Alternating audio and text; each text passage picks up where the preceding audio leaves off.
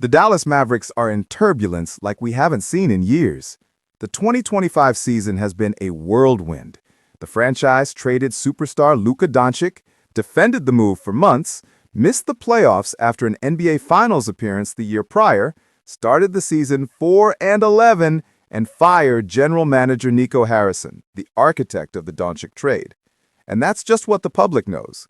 Behind the scenes, ESPN's Tim McMahon reports a push and pull between Harrison and minority owner Mark Cuban, with majority owner Patrick Dumont stuck in the middle.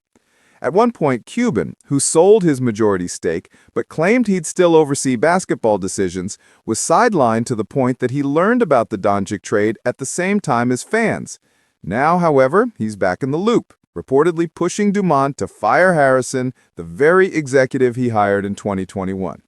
Cuban had spent the summer criticizing Harrison's roster construction, flagging a lack of off-dribble creators and shooters.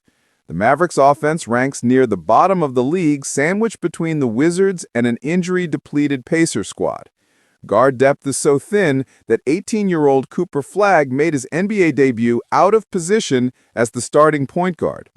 With Harrison gone, Dumont has implemented a GM-by-committee approach, involving interim co-general managers Michael Finley and Matt Riccardi, head coach Jason Kidd, and Cuban.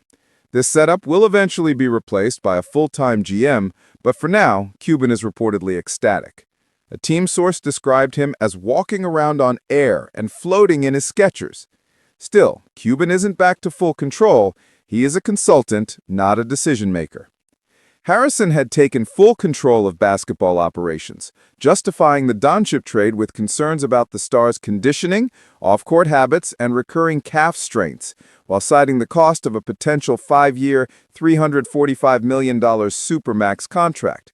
He reportedly clashed with the Doncic camp over his recovery timeline and believed trading for Anthony Davis, Max Christie, and a future first-round pick made more sense.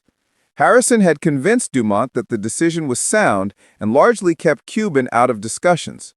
Now, with Harrison gone, Cuban is back influencing the rebuild, likely focusing on developing Flagg and potentially dismantling Harrison's roster moves, including a possible trade of Davis.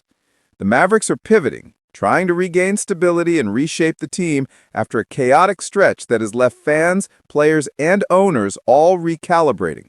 The next chapter for Dallas is one of rebuilding, recalibration, and figuring out how to turn turbulence into a competitive edge once again.